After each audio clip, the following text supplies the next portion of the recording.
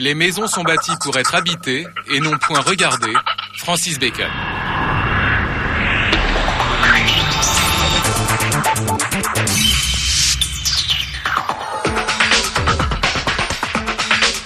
Bonsoir, savez-vous quelle est la première dépense des Français ? Eh bien, avant l'alimentation, avant les loisirs, c'est la maison. Dépenses pour la louer, pour l'acheter bien entendu, mais aussi pour l'équiper. En moyenne, vous consacrez 2 000 € par an, c'est quand même une somme, pour refaire votre salon, changer votre lave-vaisselle ou acheter des meubles. Et c'est à la rentrée, d'ici quelques jours, que vous allez investir le plus dans votre maison, puisque un tiers de vos achats est effectué entre le mois de septembre et le mois de novembre. Ce soir, nous allons vous emmener là où se conçoit tout ce qui touche à l'aménagement de votre intérieur. Cuisine tout équipée, meubles de jardin ou décorations sur mesure. À quel prix une maison de rêve est-elle accessible ? Des reportages à voir ou à revoir ce soir dans Capital. Travaux de forçat au cœur de la jungle. Et dire que cet arbre atterrira peut-être dans votre jardin. Nous avons remonté la filière du teck, l'un des bois les plus rares et les plus chers. Allez, il y a des courgettes, j'ai des tomates qui sont déjà mûres, j'ai de l'ail, j'ai de l'échalote, des oignons. Allez, avouez-le, n'avez-vous pas eu envie, vous aussi, de devenir cultivateur alors que vous vivez en ville ? Mais savez-vous combien on vous fait payer cette passion en quête ? Elle est belle ? Elle vous fait envie ? Attention, celle-là, c'est 100 000 €. Mais les vaut-elle vraiment ? Peut-on faire baisser son prix ? Nous avons mené l'enquête dans l'univers parfois impitoyable des vendeurs de cuisine. Vous en pensez ? 21 543. C'est beaucoup plus cher que ce qu'on pensait en fait. C'est un rêve, votre intérieur rénové par un architecte. Qui peut s'offrir ce luxe ? Peut-on relooker sa maison pour pas cher ? Il y en a qui vivent dangereusement. Et là, quand il y a la fenêtre ouverte, je peux rentrer. Habiter sur une péniche, ça fait rêver. Eh bien, incroyable, c'est 2 fois moins cher à l'achat qu'un appartement. Mais à l'usage, cela peut-il être une galère ? T'as fermé les vitres ou pas ?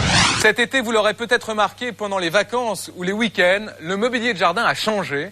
On voit de moins en moins de chaises et de tables en plastique. La grande tendance, ce sont les meubles en bois. Alors on connaît tous le pin et le chêne, mais il y a un matériau qui se développe énormément en ce moment, c'est le teck. Le teck a longtemps été synonyme de luxe, un bois rare, un bois cher, un bois très robuste autrefois réservé aux ponts de bateaux. Eh bien depuis quelques années, il envahit les rayons mobilier de jardin des hypermarchés. Alors comment ce bois exotique s'est-il démocratisé ? Cela représente-t-il un danger pour les forêts tropicales ? Regardez, nous avons remonté la filière du teck jusqu'en Birmanie. C'est un reportage de Thibaut de Barberac, Marc Saint-Sauve, Jacques Sens et Nathalie Martin.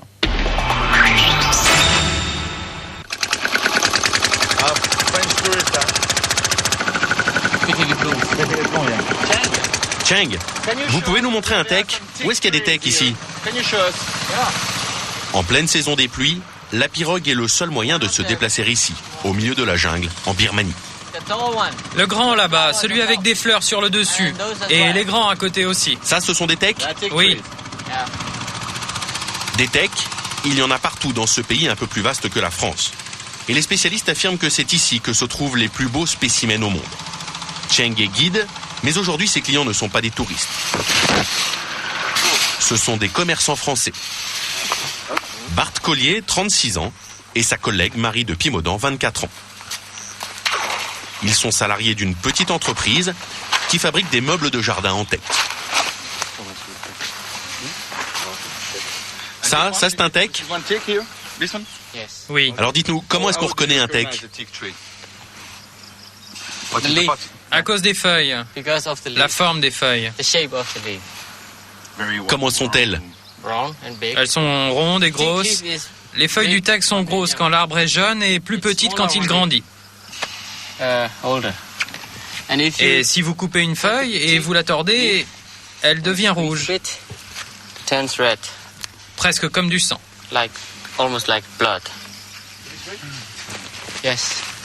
Bart a toujours travaillé dans le bois, en Afrique, puis dans les Vosges.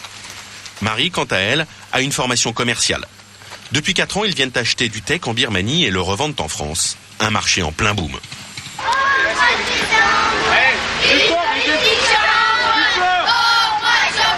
À des milliers de kilomètres de là, les Sables d'Olonne en Vendée.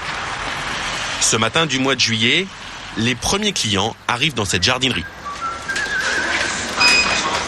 Ah, si, il y a vent dehors, il n'y a pas de problème. Mais au point de vue entretien, il faut au moins 2 Dans ce magasin, depuis quelques années, à côté des plantes, les animaux ont dû se serrer pour laisser un peu plus de place au rayon star, celui des salons de jardin. On voudrait savoir si les pieds se replient. Alors non, ils sont entièrement démontables. Une vingtaine de modèles de tables et de chaises sont exposés. Celles en métal et en plastique se trouvent vers le fond du rayon. Les modèles les mieux placés, ceux que les clients préfèrent, ce sont les meubles en bois et particulièrement en teak. Très tendance. C'est plus à la mode le plastique Je pense oui qu'on a peut-être assez vu le plastique. C'est une autre qualité le bois, c'est sûr. Surtout quand c'est du bois de qualité, du teak, des choses comme ça, c'est autre chose que du PVC. Hein. Parce que c'est beau d'abord, c'est chaleureux à mon avis, et puis ça s'intègre beaucoup mieux dans un jardin. Plus beau, plus costaud, mais beaucoup plus cher. Par exemple, une table de jardin. En plastique, le premier prix est à 179 €. En teak, comptez presque 3 fois plus, 519 €. Et pour le modèle haut de gamme à côté, jusqu'à 1620 €. Alors on enlève le rond pour pouvoir plier la rallonge.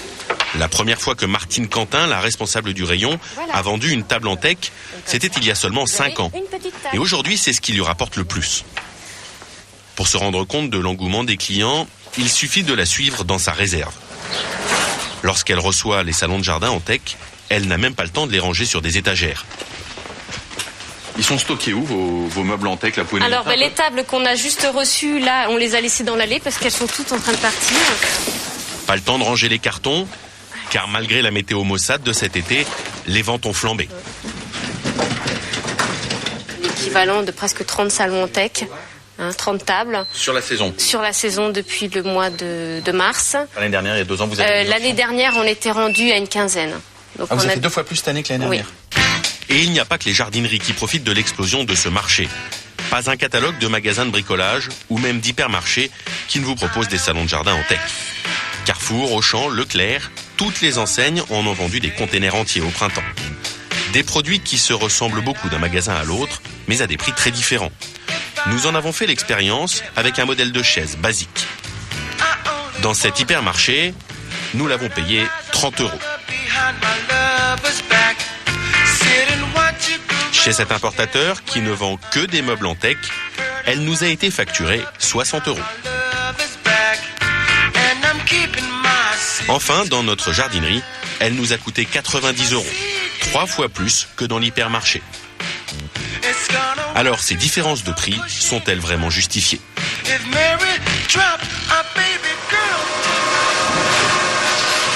Le teak, ce sont les marins qui en parlent le mieux. Nous sommes chez Vauquier, pour les passionnés de la mer, un des chantiers navals les plus prestigieux de France. Il sort en moyenne un bateau tous les 5 jours de ses ateliers. Contrairement à ce qu'on pourrait imaginer, l'usine que dirige Gauthier Laine se trouve dans la banlieue lilloise, à une centaine de kilomètres du premier port. Alors c'est dans ce petit bassin que se font les tests de flottabilité et d'étanchéité des bateaux. Celui-là est prêt à partir, il naviguera à 8000 km de là. Là, on va avoir un bateau qui part au Canada. Celui-là va au Canada, là. Il est vendu déjà? Ah oui, tous ces bateaux-là sont vendus. Il y a du teak, lui, sur ce bateau? Ah, il a du teak en standard aménagement et au niveau du pont, il est entièrement recouvert de teak aussi. Le teak, c'est la marque de fabrique de la maison. Depuis 40 ans, dans tous les bateaux qui sortent de cet atelier, les meubles et les cloisons intérieures au minimum sont fabriqués avec ce bois exotique. Du haut de gamme, 30% plus cher que les concurrents du bateau de puriste. Pour un marin, un bateau doit être en teak. C'est l'image de la mer, du bateau qui dure, du bateau qui vieillit bien. Si le teak a une si bonne image auprès des marins, c'est parce qu'il est solide, il supporte les chocs sans rompre et surtout, il est naturellement gorgé d'huile. C'est un bois qui est extrêmement gras, qui va refuser toutes les agressions extérieures, principalement en ce qui nous concerne l'eau de mer. Donc on va jamais l'entretenir, jamais le traiter, il va rester toujours parfaitement présentable à l'extérieur. Alors il va blanchir, il va grisonner, il va blanchir, il va changer de couleur, mais il ne va jamais pourrir parce que la texture, le gras va empêcher l'eau de pénétrer à l'intérieur. Un bois imputrescible, pas besoin de l'entretenir, il résiste aux intempéries sans s'abîmer. C'est quoi celle-ci? Tout ça là, c'est quoi? C'est notre stock de teck. Thierry Honré est l'ébéniste en chef du chantier. Selon lui, que ce soit pour un bateau ou pour un meuble de jardin, il n'y a pas plus costaud que le teck. Espérance de vie incomparable. Environ 50 ans.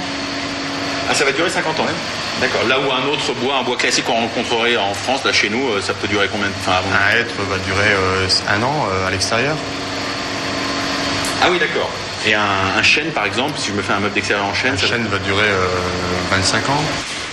Acheter un meuble de jardin en teck, c'est donc un investissement à long terme. Voilà qui peut justifier un prix élevé. Mais comment expliquer que des produits a priori identiques se vendent à des tarifs si différents?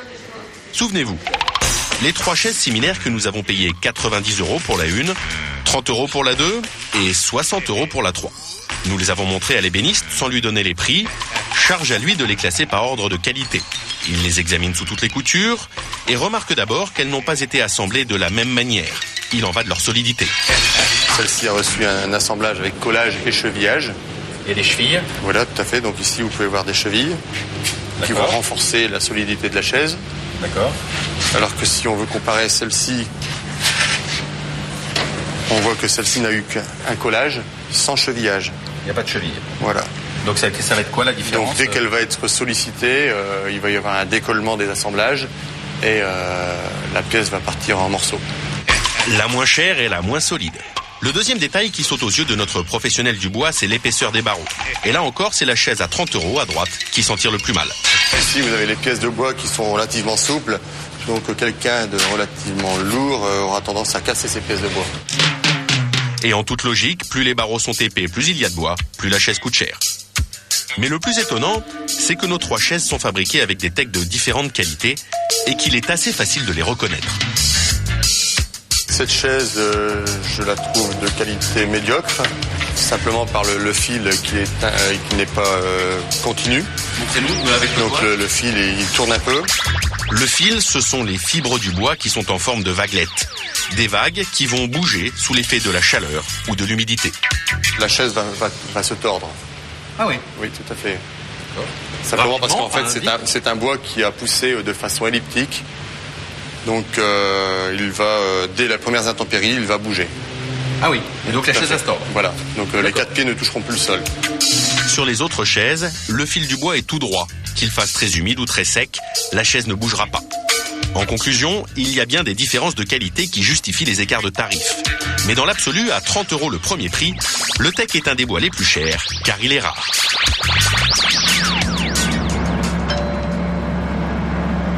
En Indonésie, pays qui a été longtemps le premier producteur mondial, il n'y a quasiment plus un teck à couper. Les forêts ont été ravagées, pas tant d'ailleurs pour construire des meubles, mais plus pour fabriquer des maisons, des charpentes. Du bois qui part en très grande majorité vers la Chine, le Japon ou l'Inde. Le seul pays où il subsiste des forêts sauvages avec du teck, c'est la Birmanie.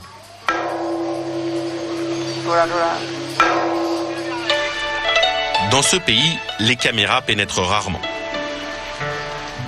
À première vue, les rues de Rangoon, la capitale, ressemblent à beaucoup d'autres en Asie. Beaucoup de voitures, des échoppes sur les trottoirs et une population souriante. Et pourtant, depuis 40 ans, le pays vit sous le joug d'une dictature militaire. La dernière fois que la population a osé descendre dans les rues pour réclamer la démocratie, c'était en 1988. Des manifestations matées dans un bain de sang. Plusieurs milliers de morts. Depuis, les militaires tiennent d'une main de fer ce pays et ses richesses naturelles.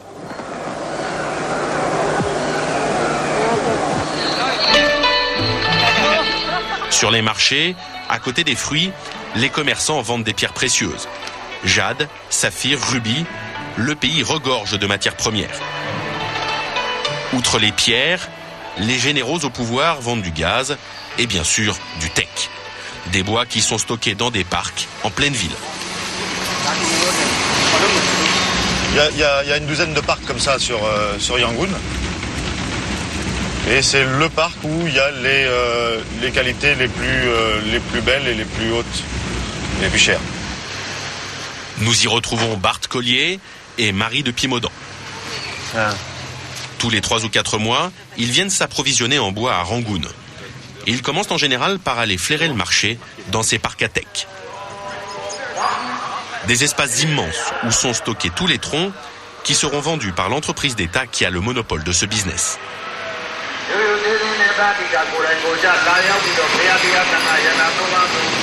Le parc est situé juste au bord du fleuve.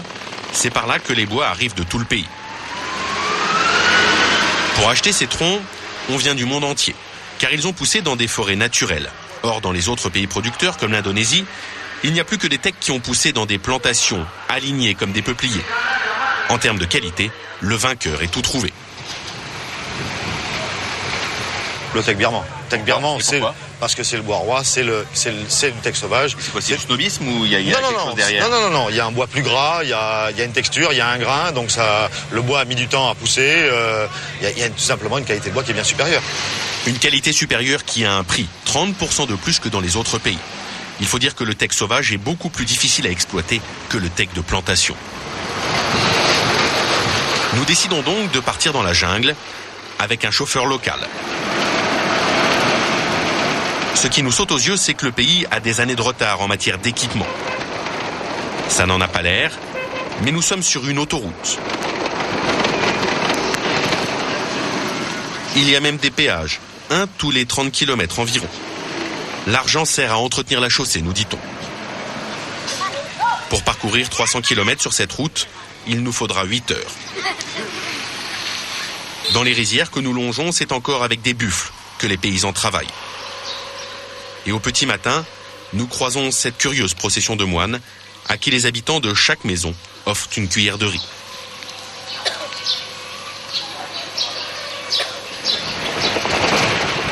Puis nous quittons la grande route et entrons dans la jungle.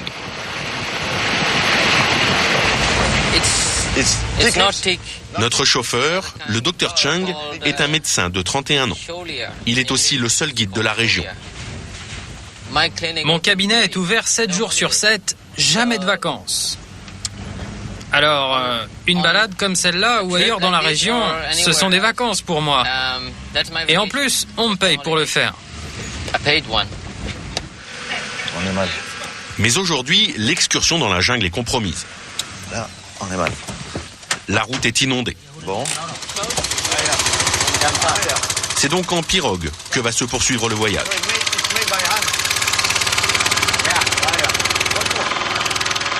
Pour trouver des forestiers au travail, il faut pénétrer dans la jungle, descendre cette pente abrupte, et là, surprise.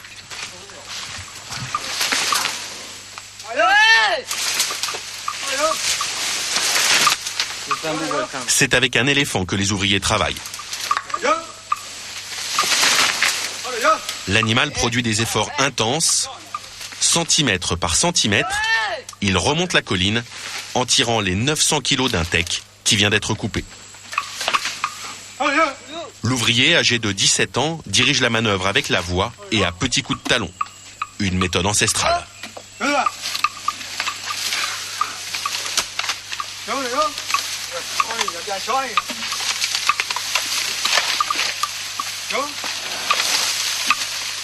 crois que c'est les derniers endroits au monde où on travaille encore comme ça. Pourquoi est-ce qu'ils n'utilisent pas des bulldozers ou des machines comme ça? Ils pourraient tout couper, ça serait beaucoup plus facile. Une machine ne pourrait pas descendre ici et remonter jusqu'à la route. Dans des conditions comme celle-là, c'est impossible.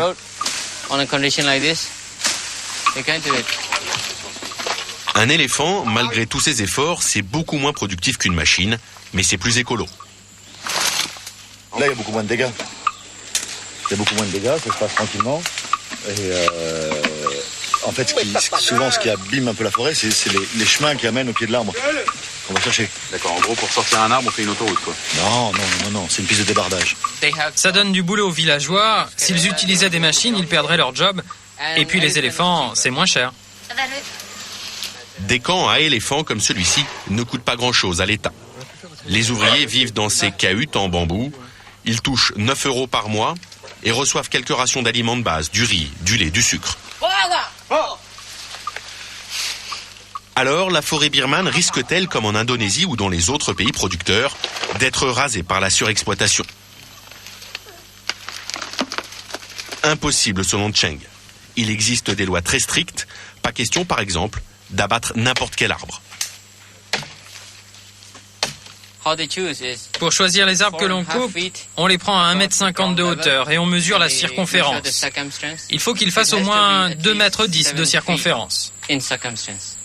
Vous avez une idée de l'âge de cet arbre? Celui-là, il avait environ 200 ans. 200?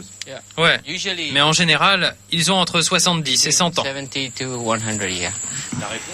En plus, à chaque fois qu'un teck est abattu, la loi oblige les ouvriers à en replanter 10 autres.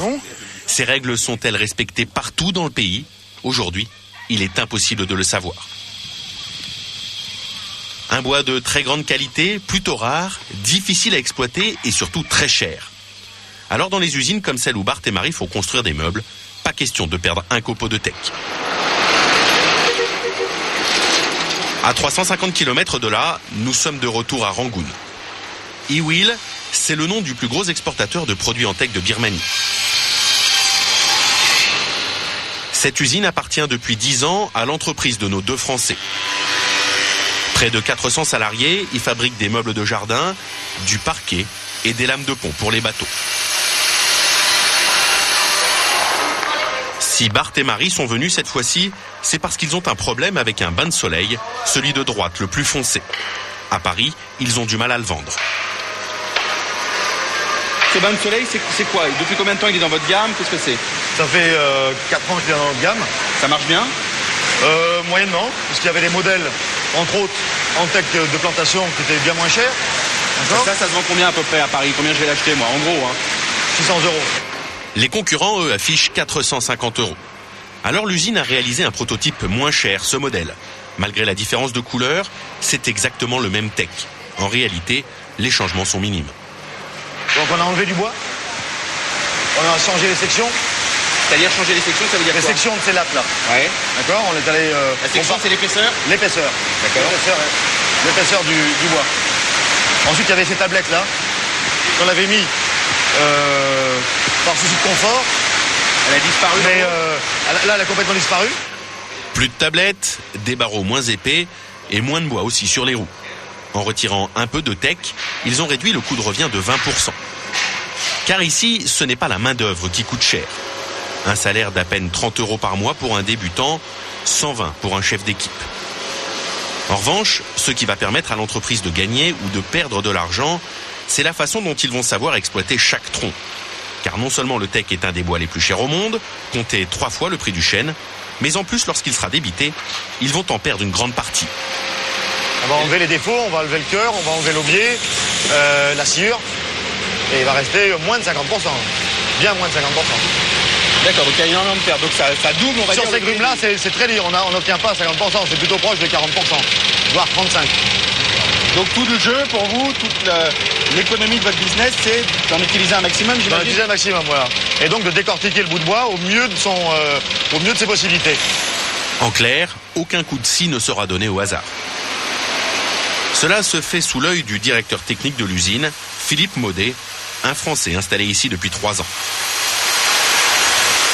En fonction de la forme de chaque arbre et des nœuds présents sur les troncs, les ouvriers choisissent à quel endroit ils le coupent en deux. Dès que c'est fait, le directeur technique sait exactement ce qu'il va fabriquer avec cet arbre. Dans cette partie-là, on va garder cette partie ici qui est le quartier, qui va servir à faire de la lame de pont pour le bateau. C'est la partie la plus noble, ça? C'est la partie la plus noble et la plus chère de l'arbre. D'accord. Pourquoi? Parce qu'elle n'a pas de défaut. Qu'est-ce qu'elle a de particulier? De par son débit, elle n'a pas de défaut. Et ensuite, on a un fil qui est droit. Et la partie du cœur, elle va servir à faire du meuble de jardin. Ça n'a pas besoin d'être aussi solide que le pont de bateau Non, parce que la sollicitation d'un salon de jardin est 100 fois inférieure à un pont de bateau. Et puis, c'est des petites pièces. Il n'y a pas de jonction dans un pont de bateau. Si ça commence à bouger, c'est terminé. La bille de bois est donc débitée en planches. Et dans chaque planche, les ouvriers vont séparer les morceaux de différentes qualités. Ceux sans aucun défaut, avec un fil droit, seront vendus pour les bateaux à $6 000 le mètre cube. À côté, le bois plein de trous et de nœuds atterrira dans nos jardins. Bien qu'elles viennent du même arbre, ces planches valent 2 fois moins cher. C'est comme de la boucherie, on achète un bœuf, on vend du steak et on vend les abats, c'est pareil dans le bois. Les abats, ce sont donc les morceaux qui finiront en meubles de jardin. Cependant, les défauts, vous ne les aurez pas sur vos meubles. En préparant la découpe d'un accoudoir, cet ouvrier prend soin de passer à côté du nœud, entouré à la craie. Ensuite, lorsque la pièce est découpée, il y a bien sûr des chutes, mais pas question de les mettre à la poubelle. Certains morceaux, les plus grands, sont collés bout à bout. Ils serviront à faire des plateaux pour des tables ou des plans de travail de cuisine, comme ici. Quant aux toutes petites chutes, récupérées dans des bennes, elles seront vendues pour faire du bois de chauffage ou être utilisées dans l'artisanat local. Enfin, raffinement ultime, la sciure elle-même va faire gagner de l'argent à l'entreprise. Elle alimentera la chaudière de l'usine. Un bois rare et précieux, voici pourquoi les meubles fabriqués ici restent beaucoup plus chers que les premiers prix, vendus par la grande distribution. Et les tarifs ne risquent pas de baisser. Car dans la jungle birmane, il faut toujours 70 ans pour obtenir un arbre de haute qualité.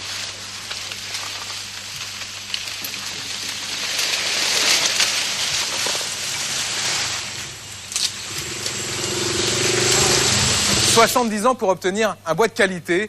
Voilà pourquoi le teck est un bois rare et un bois cher. S'équiper dans sa maison, c'est donc un vrai budget. Le premier poste de dépense, ce sont d'ailleurs les meubles. Nous dépensons en moyenne 346 € pour meubler notre intérieur. Ensuite, il y a l'électroménager et la hi-fi. Nous dépensons 275 € par an. Et enfin, un poste qui monte beaucoup en ce moment, c'est celui du jardinage. Nous consacrons 256 € pour nos achats de plantes et d'outillage. Les Français, on le sait, sont fous de jardinage, mais ce n'est pas réservé qu'à ceux qui habitent à la campagne. Aujourd'hui, ça gagne aussi les villes et tout le monde, désormais, veut son petit coin de verdure sur son balcon ou même dans son salon. Alors, quels nouveaux produits sont lancés pour les citadins? Regardez, c'est un reportage de Candice Mahout, Lucio Chatelus, Franck Lemal et Émeric Guyot.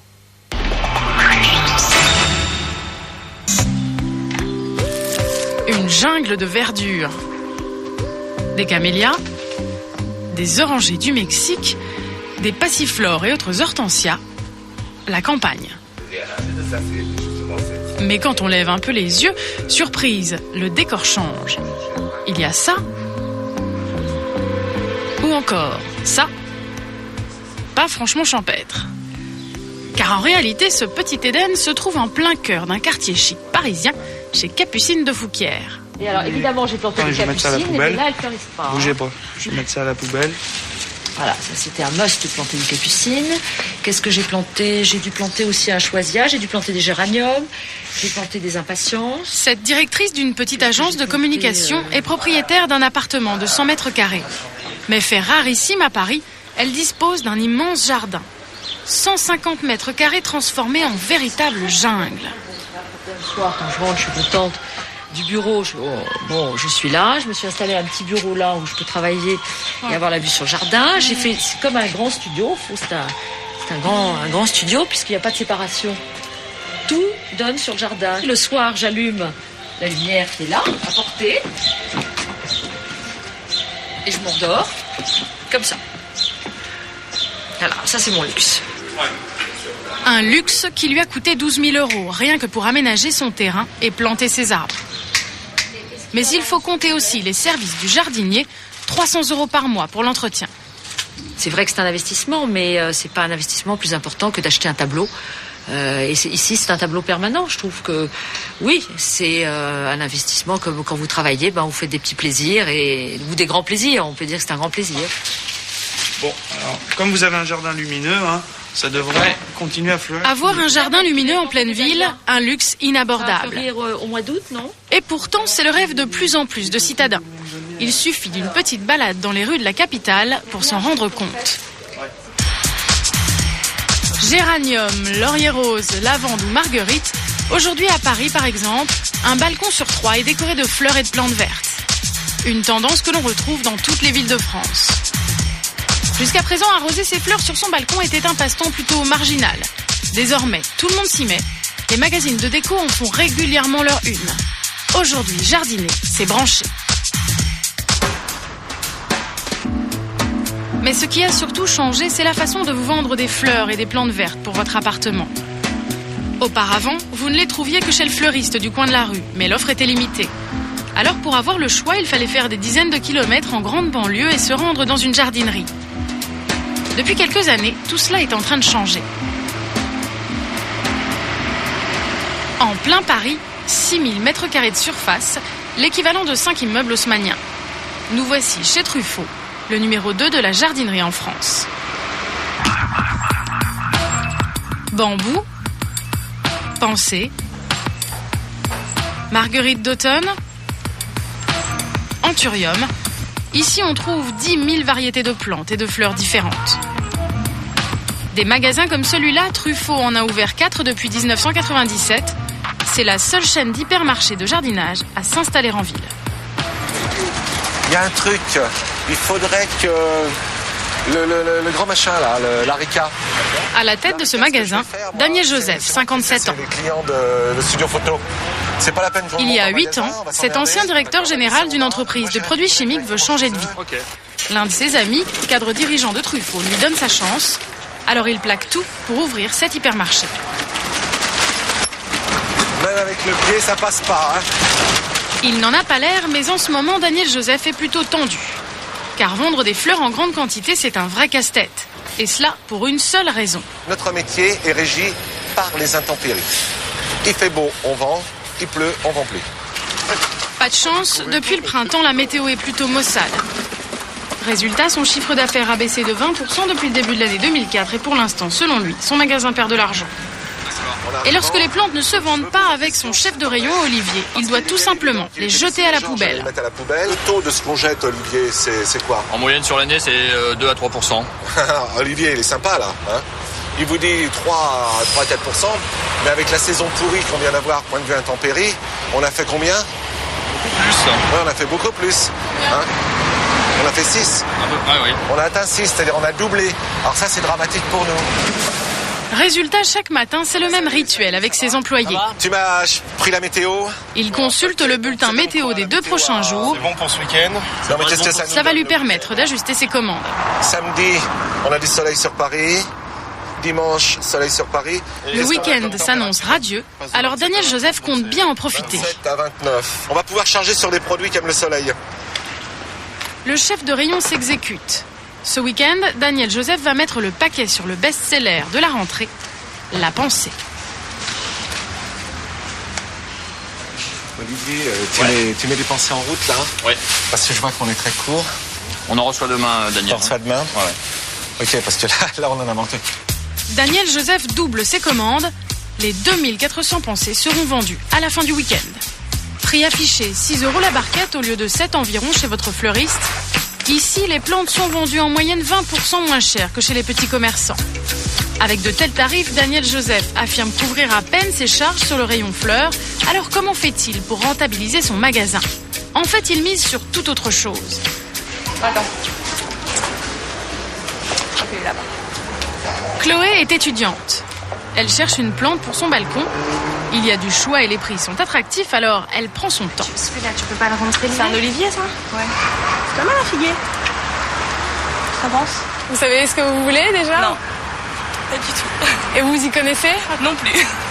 Comment vous allez choisir alors? Je sais pas. En fonction des fruits, ou sinon de l'esthétique de la plante. Tout simplement. Comme vous êtes au nord et qu'il n'y a pas beaucoup Après de soleil, une bonne heure, Chloé finit par s'arrêter sur cette plante. C'est ce qu'on appelle un skimia. Ça grandit? Oui, ça va grandir, tout à fait. Le skimia coûte 19 €. Pas très cher pour une plante qui peut vivre 10 ans, mais ce qu'elle ignore, c'est qu'en réalité, cela va lui coûter beaucoup plus. Il faudra le rempoter dans un pot légèrement plus grand, 5 à 10 cm. Ouais. Dans ce magasin, les plantes sont en effet vendues dans un pot provisoire, et ce n'est pas un hasard. Ça permet ainsi de vendre des accessoires en supplément. Chloé est loin d'avoir fini ses emplettes. Ouais. Donc ça, c'est très très bien pour la plante, parce que c'est légèrement plus grand que le contenant. C'est très pratique, mais surtout ça coûte 17 €, presque le prix de la plante. C'est joli, regarde. Oh, c'est joli, moi ça me plaît comme ça. C'est sympa. D'accord. Bon, ok pour ce pot. Et c'est rentable.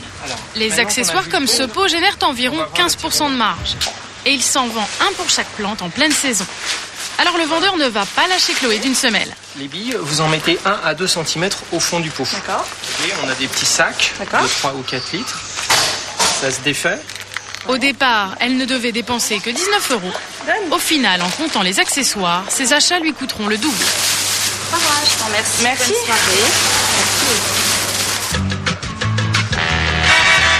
Pour déclencher des achats coup de cœur, le magasin surfe sur les dernières tendances du moment. Les citadins veulent se prendre pour de vrais jardiniers, mais pour la plupart, ils n'y connaissent rien. Alors voici la dernière trouvaille qui fait fureur, c'est le kit prêt à planter. Bel emballage, il y a tout le nécessaire, un sachet de terre, des graines et surtout une jardinière en zinc très tendance. Il n'y a plus qu'à arroser et le tour est joué. Cette jardinière est vendue 13 €. Ce type de produit a rapporté une petite fortune à son inventeur. Jean-Sébastien Griffaton, 34 ans. C'est ce petit producteur qui en a eu l'idée. Et là, il y a des belles graines. À quelques kilomètres d'Angers, 2 hectares de fleurs. Ils appartiennent à un cultivateur qui vendra ses graines à Jean-Sébastien. Voilà les graines de souci. C'est le petit élément couche. C'est le cœur de votre business. Ça, c'est le cœur du business. Là, vous avez des calendulas, des soucis. À côté, vous avez donc des bleuets, ce qu'on appelle également des centaurées. Ces fleurs, vous ne les trouverez pas chez le fleuriste. Elles ne servent qu'à produire les graines, et pour cela, il suffit d'attendre qu'elles fanent. Ça, ce sont des graines que je vais retrouver dans des kits l'année prochaine et qui seront en vente dans les jardineries. Donc les gens pourront les faire pousser en kit prêt à planter. Il y aura déjà le pot, la terre. Il y aura donc un peu de ces graines qui permettront de refaire pousser soit des calendulas, soit des bleuets. Le prêt à planter, c'est l'idée qui a sauvé cette entreprise familiale de la faillite. Jean-Sébastien en a repris les rênes il y a 10 ans. Ici, on produit des sachets de graines depuis 3 générations. Donc voilà mon grand-père. Mon grand-père en 1927 dans un champ de laitue. Mon grand-père a commencé en 1927, mon père a continué. Et moi, lorsque je suis arrivé en 94, après les études plutôt de marketing et de vente, on a essayé à changer, à apporter de la valeur ajoutée à nos produits. Donc là, je vais vous montrer quelques échantillons. À l'époque, le marché de la graine est en chute libre. C'est tout ce que nous gardons. Pour redresser la barre, Jean-Sébastien a une idée, surfer sur la mode du jardinage en ville. Il propose des kits qui permettent aux citadins de faire pousser leurs plantes sans se salir les mains. Mais au début, ça n'était pas très au point. En fait, il y a un produit qui marchait pas trop, c'était la jardinière en bois. C'est pareil, le concept a évolué. On était sur une jardinière à claire-voie avec un fond plastique et puis de la terre. Aujourd'hui, on est sur des concepts beaucoup plus... vous voyez, le bois est passé, c'était vraiment trop rustique, trop campagne. Et maintenant, on est sur des choses beaucoup plus sophistiquées avec du zinc. Et voilà toute l'astuce. Là où jusqu'ici, vous achetiez un sachet de graines 2 €, maintenant, pour le même résultat, vous dépenserez 3 fois plus. Et ça marche. Aujourd'hui, l'entreprise est sortie du rouge, la PME familiale emploie 25 personnes et fait 300 000 € de bénéfices. Et ce n'est pas fini, sa dernière trouvaille, ce mini potager d'intérieur à planter soi-même, 7 pots d'aromates pour 30 €. Viens un petit peu par ici. Et pour ceux qui refusent de céder à la facilité, le dernier must citadin, c'est le potager. C'est pas tout ramasser. Jean-Marc, employé de mairie, et Paula, puéricultrice, habitent le centre-ville du Plessis-Robinson, en banlieue parisienne. Il y a 4 ans, eux aussi ont été pris par la fièvre du jardinage. Attends, on a déjà maman ça. Et Jean-Marc n'est pas peu fier de sa production. Après, là pour l'instant, tu vas avec Cédric ramasser, d'accord? Allez, il y a des courgettes, j'ai des tomates qui sont des chamures, j'ai de l'ail, j'ai de l'échalote, des oignons, des carottes. Et puis voilà, il me reste quelques belles salades. Et même des poivrons. Autant dire que les bourdons n'achètent plus rien au marché. Ça fait déjà des beaux morceaux, hein. Ça fait plaisir de ramasser sa production et puis de la consommer, bien sûr. Les bourdons ne sont pas propriétaires de ces 116 mètres carrés de potager. Ils le louent à la ville, 17 € par mois. C'est peu car il s'agit d'un jardin ouvrier. Au début du siècle dernier, ces potagers de ville étaient destinés aux familles défavorisées pour remplir la marmite. Il y a encore quelques années, ils étaient laissés à l'abandon, mais depuis 3 ans, la demande des citadins en mal de verdure explose. Allez, regarde, il y en a encore là. Il y a des belles là. Ouais, il y en a des grosses. Regarde tout ce qu'il y a là, regarde. Il y a une grosse. Il faut patienter des années pour décrocher son petit coin de paradis. car en France, il n'y a qu'un jardin ouvrier pour 300 habitants. Oh, regarde, on est encore là. Maintenant, pour en avoir un, c'est très difficile. Oui, c'est très difficile. Puisque les gens qu'on a aujourd'hui, les gardent. Donc maintenant, finalement, pour en avoir un, il faut attendre que quelqu'un parte, quoi. Et bien, c'est pas facile. On y tient, quoi. Tant qu'on sera ici, je crois que je lâcherai pas, quoi. Jardin, balcon ou potager, les citadins chacun à leur manière sont devenus accros à leur carré de verdure. Entrés officiellement cette année dans le top 5 de leurs activités préférées, pour eux, le bonheur est résolument dans le pré. Tout de suite après la pub, je vous retrouve pour la suite de notre émission, La Maison de Rêve. À tout de suite. Elle est belle, elle vous fait envie. Attention, celle-là, c'est 100 000 €. Mais les vaut-elle vraiment? Peut-on faire baisser son prix? Nous avons mené l'enquête dans l'univers parfois impitoyable des vendeurs de cuisine. Vous en pensez? 21 543. C'est beaucoup plus cher que ce qu'on pensait en fait. C'est un rêve, votre intérieur rénové par un architecte. Qui peut s'offrir ce luxe? Peut-on relooker sa maison pour pas cher? Il y en a qui vivent dangereusement. Et là, quand il y a la fenêtre ouverte, je peux rentrer. Habiter sur une péniche, ça fait rêver. Eh bien, incroyable, c'est 2 fois moins cher à l'achat qu'un appartement. Mais à l'usage, cela peut-il être une galère? T'as fermé les vitres ou pas?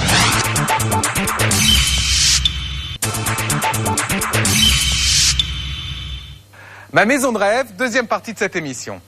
Il y a quelques années, c'était une pièce un peu à l'écart. Elle était souvent située à l'autre bout de l'appartement ou de la maison et ne servait qu'à préparer nos repas.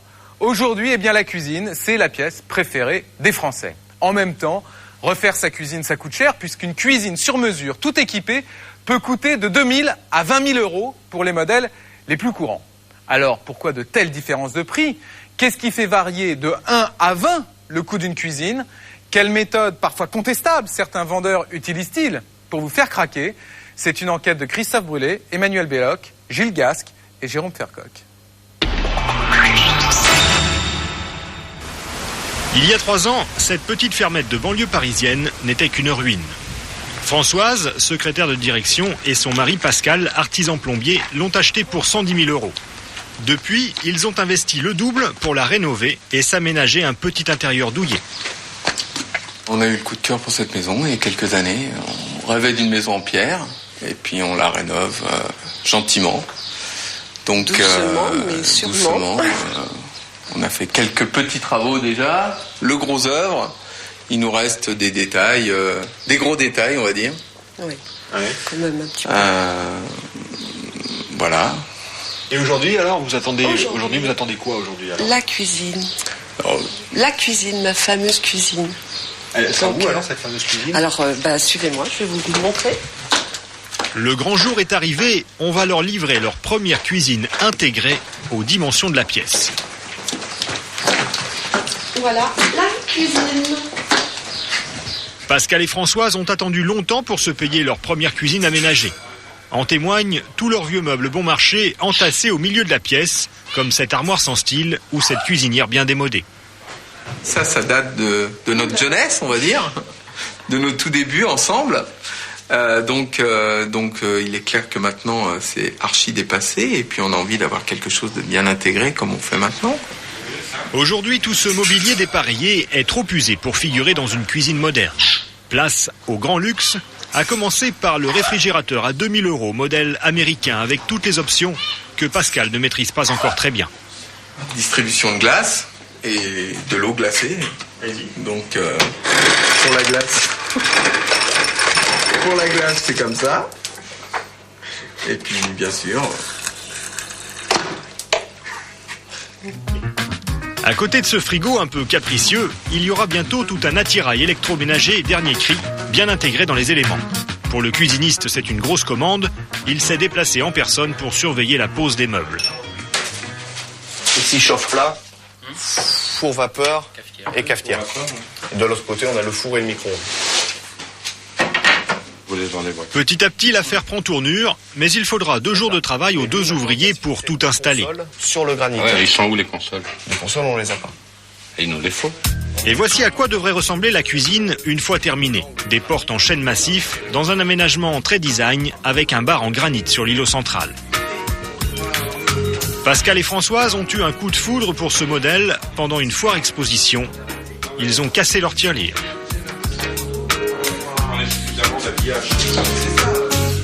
On n'avait fait aucun cuisiniste avant. Ça a été un prix correct, normal, sur lequel on discute toujours un petit peu comme toute discussion sur des gros tarifs, quoi. Ils se sont payés une cuisine à 26 000 €, électroménager compris. Ils n'ont pas lésiné, c'est carrément 3 fois plus que la moyenne des ménages français.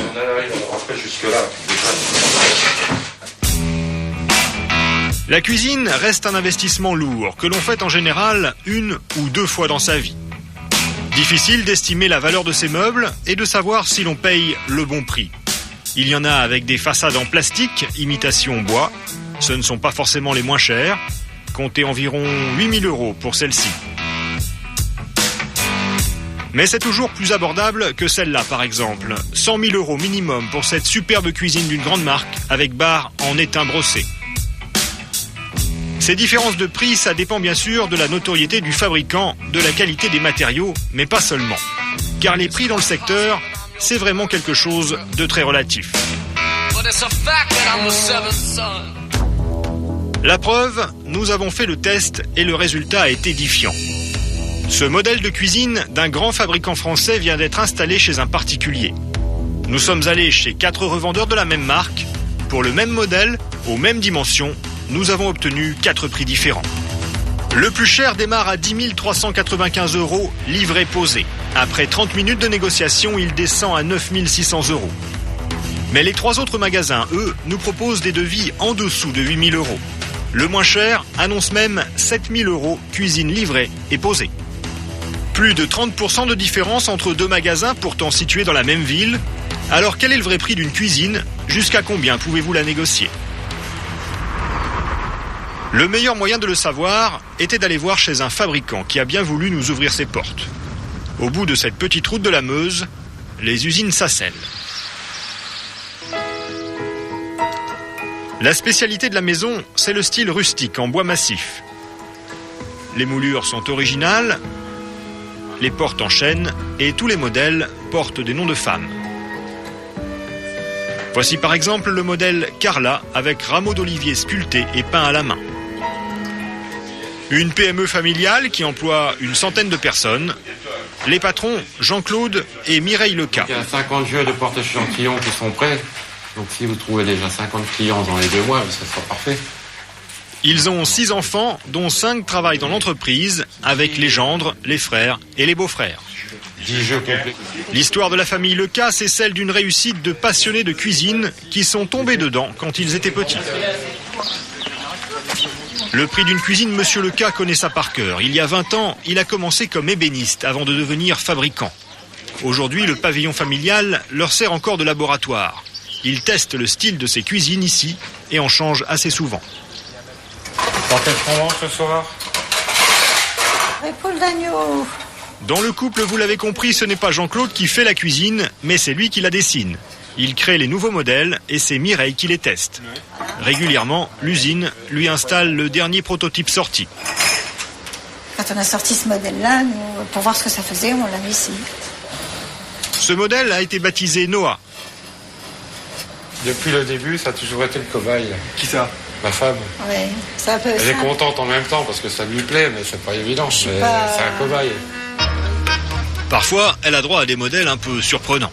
En ce moment, ce sont des tiroirs avec vitrines décoratives remplies de bonbons. Un modèle désormais vendu au grand public. Voilà. Et celui-là, il se vend bien? Oui. Je serais demandé. Celui-là, oui, ça. Ah oui, parce qu'on ne le trouve pas ailleurs. Parce qu'il y a quand même des gens qui cherchent ce que les autres n'ont pas quand même. D'accord. Et ça en fait partie. Ça n'existe toujours pas d'ailleurs. C'est encore pas copié parce qu'ils n'y croient encore pas. Mais il n'y a que les particuliers qui y croient. Ensuite, on a fait un autre proto, c'est un living. Des formations professionnelles, Monsieur Leca fabrique tous les meubles de la maison. Et tous ressemblent un peu à une cuisine, comme la bibliothèque. Les placards du coin télé, eux aussi, pourraient bien servir à ranger de la vaisselle. Mais le clou se trouve dans la salle de bain. Et puis alors, on a fait un prototype d'une salle de bain marocaine. Alors ça, moi j'aime bien ce style-là et on n'y croyait pas trop. Et en définitive, ça marche en cuisine aussi. Bref, Monsieur Leca ne manque pas d'imagination. Des modèles, il en a 70 en catalogue. Mais revenons à nos prix. Voici par exemple le modèle le plus vendu. Il s'appelle Emmanuel. Avec ses sculptures sur les portes, on le trouve aux alentours de 7 500 € en magasin. Mais à quel prix sort-il de l'usine ? Direction l'atelier de fabrication de portes de Monsieur Leca. D'abord, il faut acheter le bois. Des panneaux de chêne qu'on découpe et qu'on assemble. Au total, l'opération prend 25 minutes par porte. Une porte comme ça, à ce niveau-là, arrive en prix de revient à 50 €. Ensuite, Fabien Leca, le frère du patron, emmène les portes tout juste assemblées à l'étape suivante. Il faut faire quelques kilomètres sur les routes de la Meuse, car il se rend maintenant en ville, à Verdun, au domicile d'un particulier. Les portes transportées jusqu'ici sont celles que les clients ont commandées avec l'option sculpture sur bois. Patrice est le sculpteur maison depuis plus de 20 ans. C'est lui qui a inventé le dessin de cet épi de blé. Il est payé à la pièce, alors chez lui tout est chronométré, il est même carrément stressé.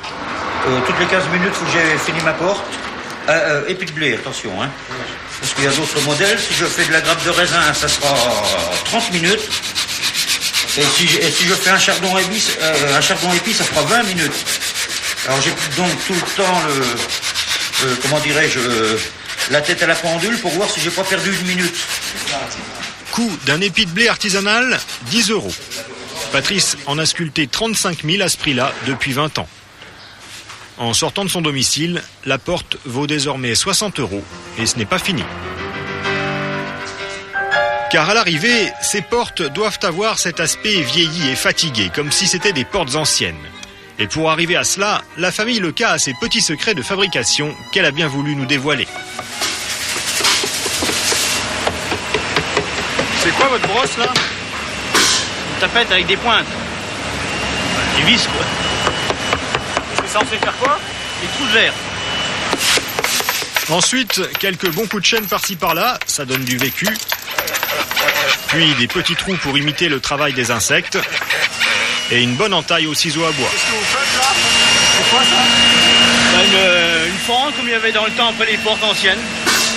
Impossible d'utiliser des machines car des signes de vieillissement, il en faut un peu, mais pas trop.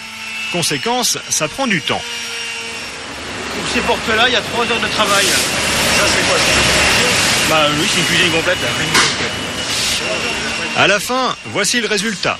Chaque porte doit paraître 50 à 100 ans de plus. En sortant de cet atelier, elle vaut maintenant 80 €. Les portes, les façades extérieures, voilà donc ce qui coûte cher dans une cuisine. Car pour le reste, ce n'est pas très compliqué. Le caisson que l'on met derrière la porte ne prend que 3 minutes à fabriquer. Tout est déjà prédécoupé à des dimensions standards. Il n'y a qu'à mettre quelques points de colle là où il faut, emboîter les éléments, un coup de maillet et c'est fini. Voilà, le meuble est prêt, j'ai plus qu'à le mettre dans la presse pour le serrer. Un caisson comme ça ne coûte qu'une quarantaine d'euros à fabriquer. Enfin, dernière opération, il n'y a plus qu'à accrocher les portes et les façades de tiroirs en bois massif sur ces caissons en mélaminé. Chaque jour, une vingtaine de cuisines prêtes à poser chez le client sortent de ces chaînes d'assemblage.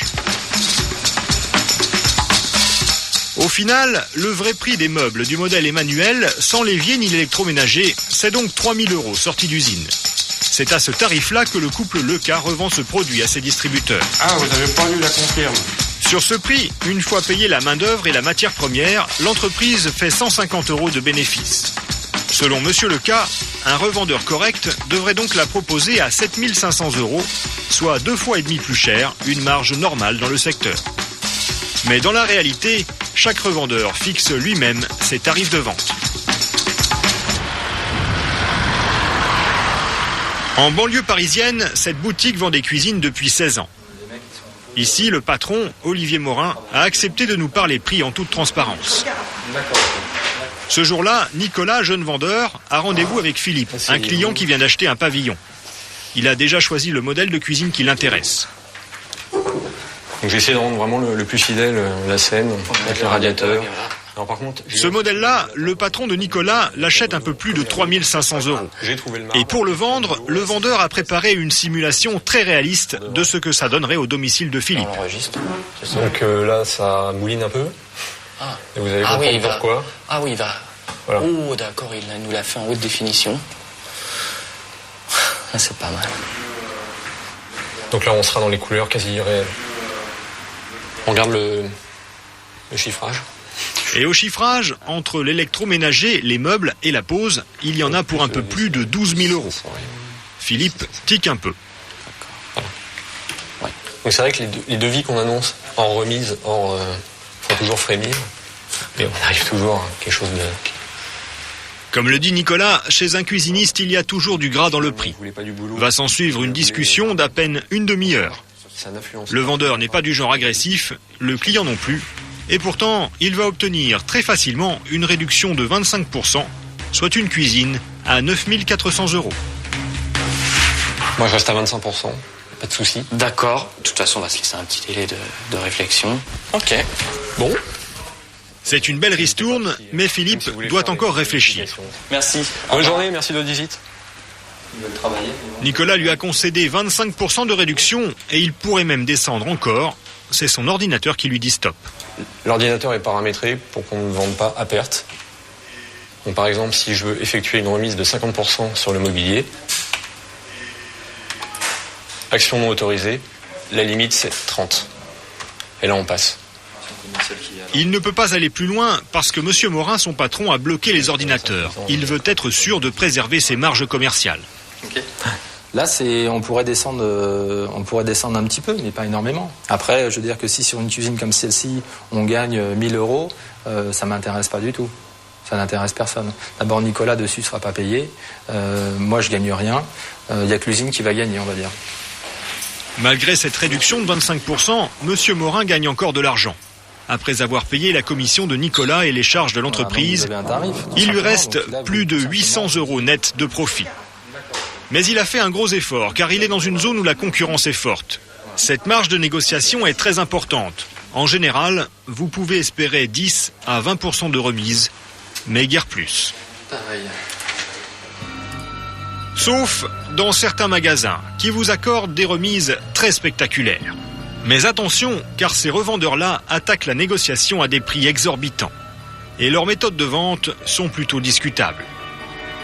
Ce jour-là, avec une caméra cachée, nous nous faisons passer pour un couple de clients potentiels. Tout commence avec un premier vendeur. Il est là pour déblayer le terrain. Ça vous fait tout ça de rangement? Très bien. Petite visite des modèles exposés. Et puis de l'autre côté, donc on aura le meuble là qui va être de la même hauteur, puisqu'on a un de 120 et un de 60 à côté. Volontairement, nous n'annoncerons pas notre budget pour voir ce qu'il va nous proposer. Soit on peut se former. D'accord. On va choisir aussi les poignées que je vous offre, bien entendu. Nous lui avons fourni auparavant les mesures de notre cuisine et voici le projet qu'il nous propose. Une dizaine de meubles, façade en chêne massif, une hotte aspirante, un plan de travail, un évier, un mitigeur et quelques éléments de décoration. Le vendeur additionne tout cela sur un papier et nous laisse lire la facture. 21 543. Vous en pensez? C'est beaucoup plus cher que ce qu'on pensait en fait. Plus de 21 000 €. Est-ce le vrai prix ou avons-nous un peu de marge pour négocier? C'est ce qu'on va tenter de savoir. Et on fait bien car le vendeur semble prêt à faire un geste. Bon, vous savez quoi? Moi vous êtes sympathique. Je vais me battre, ok? Le vendeur va se battre pour nous. Dans le langage des cuisinistes, c'est le moment de ce qu'on appelle le grand coup de fracasse. Ça veut dire qu'il va réduire le prix de manière spectaculaire. Mais pour annoncer cela comme au théâtre, il faut un nouveau personnage. Vous lui avez fait quoi? Il se bat pour vous là? C'est la technique du changement de main. C'est très gentil à lui. Entrée en scène du directeur du magasin. Ouais, pour là, il parlait, parce que ça va être très compliqué en fait. Ça va être très compliqué parce qu'il... Mais il va nous faire une fleur, une énorme remise qu'il n'a le droit d'accorder, dit-il, que pendant les foires expositions. Ça tombe bien, il vient d'y en avoir une dans la ville de Troyes. Et comme nous sommes sympas, il va essayer de nous faire bénéficier du fameux tarif expo. Paris, nous on fait 76 des foires en France. C'est pour ça que c'est compliqué, parce que c'est clôturé. Alors d'abord, vous n'êtes pas de 3. Vous n'êtes pas de 3, c'est fini. Pour que je passe ces messieurs dames dans la foire de Troyes, il faut que je les mette dans le tuyau, parce qu'il faut qu'ils correspondent à ce qu'on a fait 400. Bref, il veut nous faire comprendre que c'est difficile, mais au bout d'un quart d'heure, il va quand même nous proposer la cuisine au prix coûtant. Pas la foire de Paris, hein, Troyes c'est tout petit, on en a fait 400. Bon, là, je vais vous faire un prix d'achat, vous allez voir qu'il y a un gros écart. On joue à la devinette ou pas? Non. 13 980 €. 13 980 €, 35% de moins d'un seul coup. Mais c'est encore trop. Nous annonçons que notre budget est de 10 500 € maximum, soit 70 000 francs. Vient alors le moment classique du coup de fil à l'usine. Permettez que j'en ai un coup de fil là. Ouais. Fil, là, voir si on peut pas faire quelque chose. Il faut que j'appelle l'usine. Là, j'appelle l'usine et puis je vais voir s'ils font ou pas. Je vais leur dire voilà, ils sont achetés à 70 000, c'est oui, c'est non, et puis c'est tout. Hein. Je vais demander, je reviens. Parce que là, 70 000, ça fait 50% sur le tout. Manger de la résine, compressée, d'accord, à 700. Et bien sûr, 13 minutes plus tard, le miracle se produit. L'usine est d'accord. Bon, ils ont dit ok, l'usine, donc 70 000. Enfin, 71 500, 70 000. 10 600 €, plus de 50% de réduction. Il aura fallu 3 heures de négociation pour en arriver là. Un prix correct sur lequel il gagne encore de l'argent. Selon le fabricant que nous avons contacté, ce modèle vaut 4 500 €, prix sorti d'usine. Il faut que je les appelle, ils disent ok ou pas ok. Ils disent ok, c'est ok, je le fais. Donc ils sont d'accord sur le principe? Ouais, ils m'ont dit c'est ok, il faut qu'ils me donnent la réponse, parce que là ils bloquent tout, ils bloquent les 400 clients là. C'est pour ça que j'étais un peu long. Ils bloquent les 400 clients à cause de nous? Ben oui, parce qu'il faut vous mettre dans le tuyau de 3. Ah bon, mais... Donc il faut ressortir tous les clients et vous mettre dans le tuyau. Le directeur nous met la pression pour signer le bon de commande. Nous mettrons plus d'une demi-heure pour sortir du magasin sans acheter. Même si elles sont légales, ces méthodes de vente sont condamnées par le syndicat professionnel des cuisinistes qui affirme qu'elles sont aujourd'hui marginales. En attendant, les cuisinistes ont encore de beaux jours devant eux. Aujourd'hui en France, moins d'un foyer sur 2 est équipé d'une cuisine intégrée. Alors il n'y a pas que les cuisines qu'on peut faire sur mesure, salle de bain, chambre ou salon. En fait, tout l'intérieur de notre maison peut être entièrement fait sur mesure. En même temps, qui peut s'offrir les services d'un architecte ou d'un décorateur? Selon votre budget, quel projet peut-il réaliser? Eh bien, vous allez voir, c'est parfois très spectaculaire. C'est un reportage d'Éric Temim, Tony Casabianca, Yves Tournou et Nathalie Martin.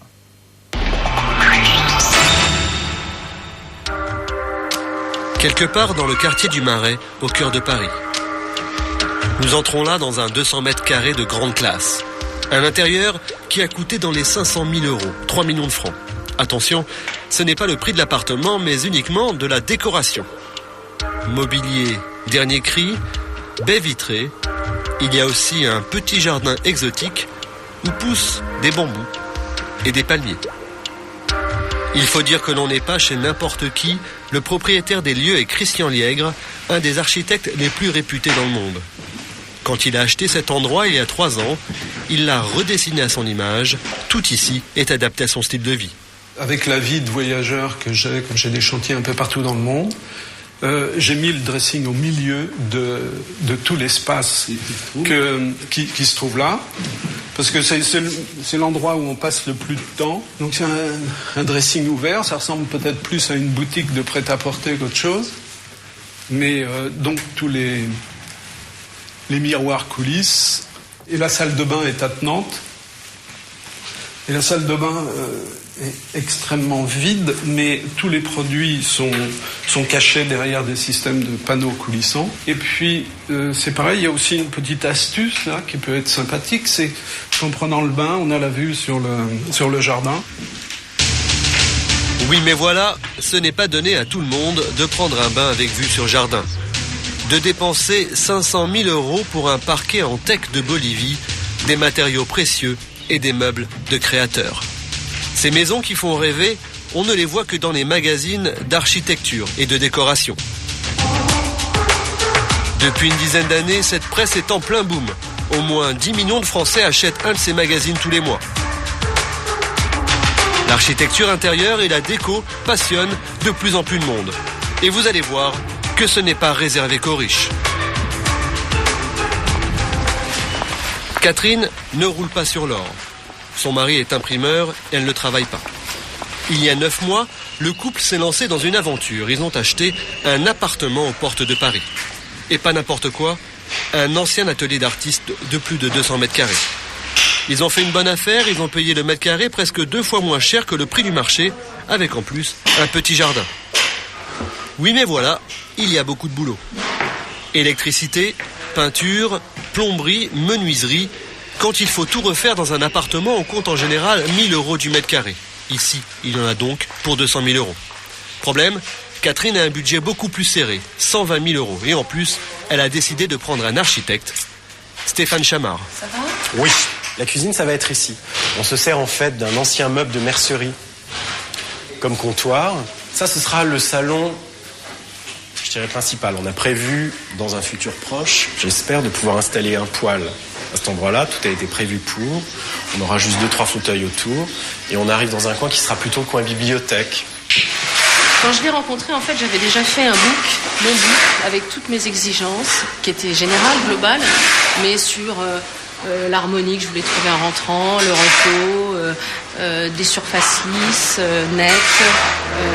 J'ai un grand problème de rangement, donc il m'a mis des placards partout. Je leur demande de tout me donner en vrac, et moi ensuite j'essaye de structurer toutes leurs envies, de voir tout ce qui va être possible de réaliser par rapport à l'espace, et ensuite évidemment par rapport à leur budget. Bon. Les honoraires de Stéphane, c'est 13% du montant des travaux, soit 16 000 €. Pour ce prix-là, il s'engage à respecter les délais. 8 mois de travaux. Et c'est lui qui dirige le chantier. Pour Catherine, c'est beaucoup de soucis en moins. Car les peintres, les carreleurs, les plombiers et les électriciens ont parfois une fâcheuse tendance à se renvoyer la balle. Stéphane, lui, ne s'en laisse pas compter. Aujourd'hui, normalement, vous mettez les spots à l'intérieur ? Aujourd'hui ? C'est déjà tous les passages de câble. Donc c'est pas pour aujourd'hui ? Non. Ce sera pour quand ? Bah, quand le peintre il aura fini la deuxième couche. Vous préférez passer juste après la peinture ? Je suis pas sûr. Tout à fait, parce que sinon après il va les salir une fois qu'on les Mais non, vous les laissez sortis. Sinon je les laisse sortir. Laissez-les sortir, mais je voudrais bien avoir une idée de l'intensité lumineuse, savoir si on doit changer les ampoules ou pas. C'est environ 50 watts chaque lampe. C'est trop. Tout, on vous doit savez tout faire. Absolument tout. Moi je ne sais rien faire, mais par contre je sais à qui m'adresser pour pouvoir faire. Mais comment Catherine, avec un budget aussi serré, a-t-elle pu se payer les travaux et en plus les services d'un architecte ? 2 mois plus tard, le chantier est fini. Stéphane a rempli son contrat. Et pourtant, à première vue, ça ne saute pas aux yeux. Ça paraît encore spectaculaire comme travail, c'est-à-dire que c'est encore assez brut, mais on a déjà énormément de travail qui est fait. Le sol a été créé, toute l'électricité est complètement en place, même si elle fonctionne, même si par exemple justement on n'a pas encore fait mettre les caches, l'électricien repassera après. Ça c'est pour pouvoir permettre justement au client de terminer la peinture puisqu'il doit la faire lui-même. Voilà donc l'explication. Pour payer moins cher, Catherine et son mari vont se charger eux-mêmes des finitions. Une sacrée économie. Pour la peinture, normalement, avec des ouvriers, on compte 125 € du mètre carré. En le faisant soi-même, ça coûte 3 fois moins cher. Et ce n'est pas tout. À l'étage, dans les chambres, le couple s'est lancé dans un pari audacieux. On est assez fiers de nous. Faire eux-mêmes la menuiserie. C'est bien, c'est exactement ce qu'il fallait. Et ils peuvent être fiers, ils ont tout fait. Le dressing, les étagères, une économie de 50 000 €. Stéphane les a tout de même aidés, c'est lui qui a dessiné les plans. Voici la chambre des enfants. On a fait quelque chose de simple. Après, je ne sais pas si on va recloisonner en fonction des demandes personnelles. Ça vous a amusé ? Ça vous a plutôt ennuyé quand même ? Au début, on s'est dit qu'on s'en sortirait pas, et puis petit à petit, ça nous a amusés.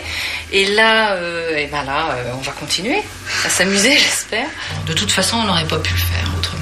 Et la peinture, vous allez vous y mettre quand ? La peinture, je vais m'y mettre. Je crois que je vais demander de l'aide à quelques amis. Et je pense que je vais organiser des week-ends peinture.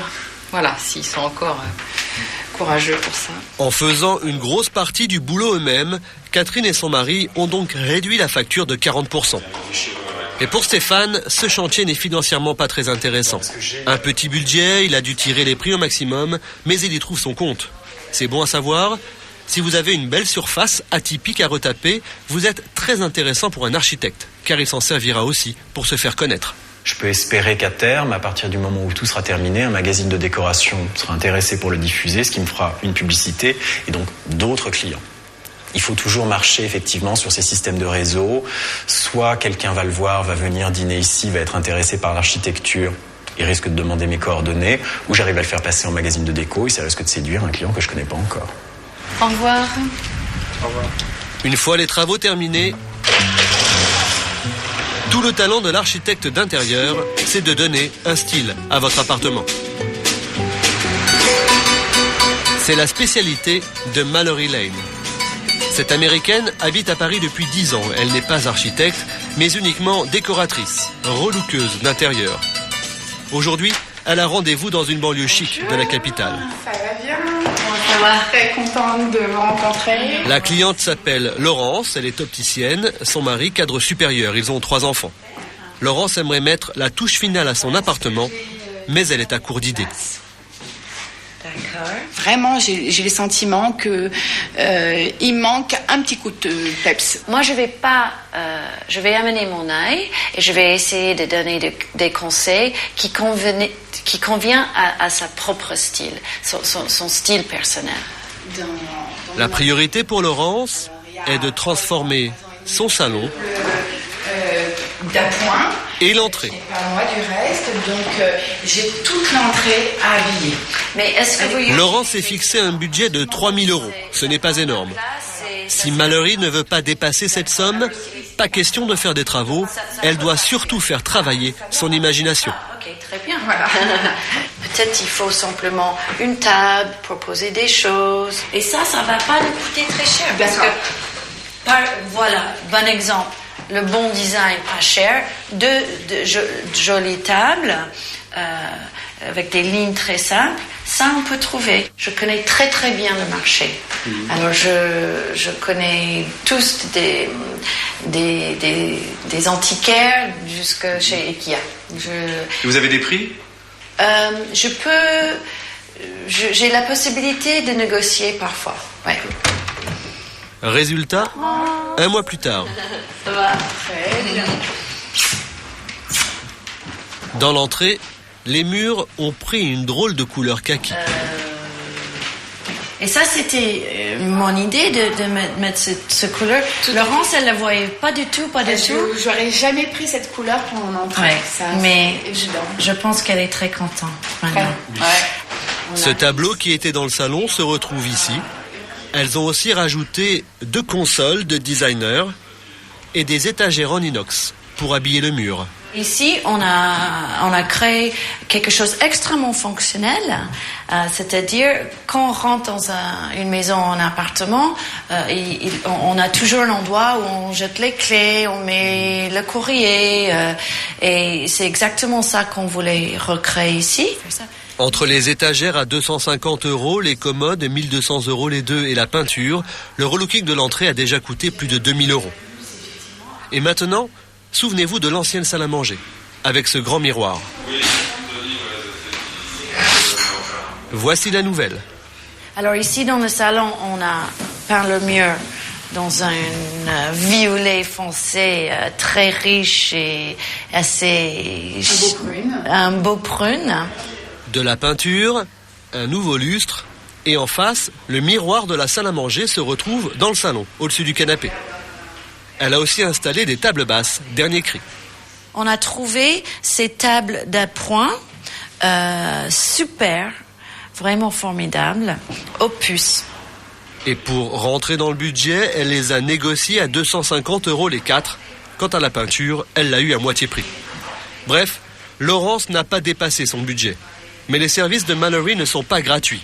Elle s'est fait payer en plus 1600 € pour 2 jours de recherche et de shopping. Le prix du talent. Laurence s'est juste payé un petit lifting, mais avec l'aide d'architectes d'intérieur, d'autres s'imaginent de véritables folies. C'est à quelques kilomètres de là et à première vue, ce n'est qu'une jolie maison et son jardin. Derrière ces haies, on s'imagine une belle campagne, on se croirait même à 2 pas de la mer. En fait, nous sommes dans un univers de béton à la plaine Saint-Denis en banlieue parisienne. Et la jolie maison est carrément sur le toit d'un studio de télévision. C'est l'étonnante demeure du producteur d'Hélène et les garçons, Jean-Luc Azoulay, l'homme à la chemise blanche, en compagnie de son architecte, Monsieur Rodier. Il y a 10 ans, il a cette idée un peu saugrenue de construire sa maison au-dessus de ses studios. Voilà, c'est chez vous. Voilà, vous êtes au chalet. Pourquoi avoir décidé de construire votre maison ici? Parce que d'une part, j'aimais pas beaucoup les transports, et d'autre part, je cherchais un appartement avec terrasse dans Paris, ce qui était totalement introuvable. Et puis à ce moment-là, on a construit des studios avec Monsieur Rodier, notre architecte, et j'ai réalisé qu'on avait un toit de 2000 mètres carrés. Et je lui ai dit, mais pourquoi sur ce toit on ne mettrait pas une maison? Canapé design, au plafond, tout en bois et en acier, l'intérieur ressemble à un décor de sitcom. C'est une maison à l'américaine de 200 mètres carrés avec le bar et la spacieuse salle à manger. Il y a même une passerelle pour aller admirer la vue sur le Sacré-Cœur. Mais le plus étonnant dans cette maison sur le toit, c'est le jardin. Et donc voilà, l'intérêt de cette maison, c'est surtout d'avoir une vraie maison avec un vrai jardin, avec une vraie pelouse, des vrais arbres. Et comment vous avez monté la terre ici? Tout a été monté, ça y a. Vous avez dit, monsieur, une tonne par mètre carré, c'est ça? Oh oui. Une tonne de terre par mètre carré? Oui. Et il y a combien de mètres carrés? 2000 à peu près. Oui, 2000, oui, pas loin de 2000. 2000 mètres carrés de jardin avec piscine recouverte aujourd'hui et un vrai potager. Tout compris, ce petit caprice lui a coûté à l'époque 4 millions de francs. L'ensemble, tout compris. Qui n'est pas excessif pour une telle maison. Par rapport à ce que c'est vrai que pour ça, j'aurais eu un 3 pièces dans Paris, quoi. Et sans terrasse.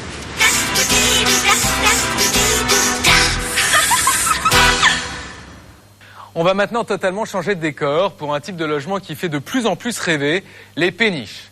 Imaginez vivre au bord de l'eau, avoir une vue imprenable sur de la verdure et pouvoir déjeuner en terrasse. A priori, c'est idyllique.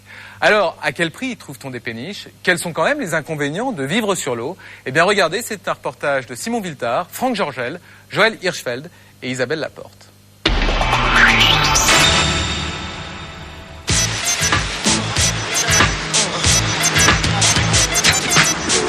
Cet homme ne connaît pas le stress des transports en commun. Paris, 19h, Thomas rentre chez lui. Station Gare d'Orsay, Tour Eiffel, circulation totalement fluide. Oui, allô? Ouais, je suis sur l'eau, ouais. Je peux te rappeler dans 10 minutes? 10 minutes plus tard, au port des Champs-Élysées. Vous habitez où, là? Là, j'habite à 5 bateaux d'ici. Thomas vit au ras des flots. Voilà mon système. C'est pratique. Voici sa place de parking. Voilà. Il s'est installé sur une péniche en 1999. Le bout de noir sur le... direct sur le ressort. Un vrai marin, et pourtant, il est financier. Ça y est, vous êtes garé? Ça y est, c'est garé. T'as fermé les vitres ou pas? Sa nouvelle demeure, la voici. Elle s'appelle le Carvi, une péniche de 25 mètres. Thomas vit dans le grand luxe. Son intérieur est plutôt réussi. Un grand salon lumineux, aucune perte de place. Derrière le bar, une cuisine tout équipée. Et au bout de ce petit couloir, sa chambre, ambiance agréable et chaleureuse, comme dans la salle de bain. Et à l'avant, son bureau. Au total, 75 mètres habitables, du grand confort, mais le vrai plus est ici, c'est la vue. C'est une vue incroyable. Hein. L'Assemblée nationale, derrière moi, là, effectivement, avec la tour Eiffel dans le prolongement. Ouais, c'est une vue magnifique. C'est quoi, il y a même un... C'est le musée d'Orsay qu'on aperçoit là-bas? Le musée d'Orsay qu'on voit à tribord. C'est un panorama qui est assez génial. Alors, habiter le centre de Paris sur une péniche, est-ce un privilège réservé à des amateurs fortunés? Eh bien non. Thomas a par exemple payé la sienne 150 000 €, décoration comprise. À surface égale, c'est 4 fois moins cher que les appartements d'en face. Alors, comment profiter de ce bon plan? Quels sont les pièges à éviter? En région parisienne, 1100 familles seulement habitent les berges de la Seine. Mais ce cadre de vie suscite la convoitise. La demande est telle que le prix de ces embarcations a doublé depuis 1999. Certaines ne ressemblent plus du tout à des bateaux. Celle-ci a même un air de petit pavillon. Mais la vraie star reste la péniche. Tout équipée en plein Paris, elle se vend en moyenne entre 4 et 500 000 euros.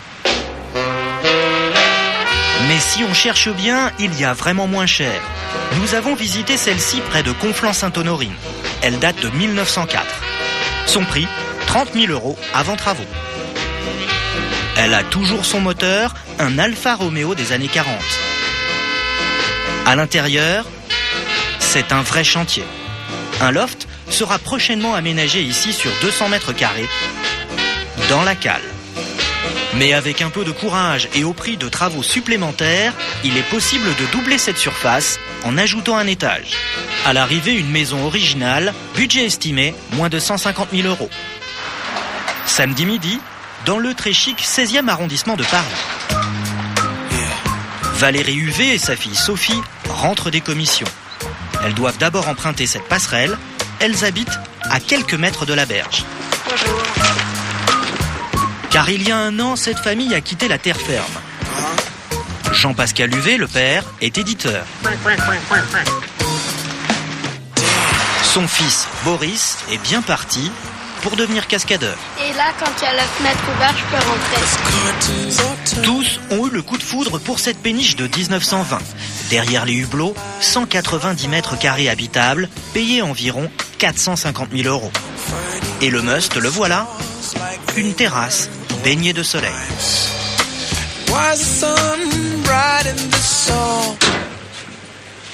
Donc il y a tout là, frigo, eau, etc. C'est comme dans un appartement. C'est comme dans une maison ou un appartement. Exact. Il y a même le courant. Même l'électricité, même le chauffage. C'est pas humide. Hein.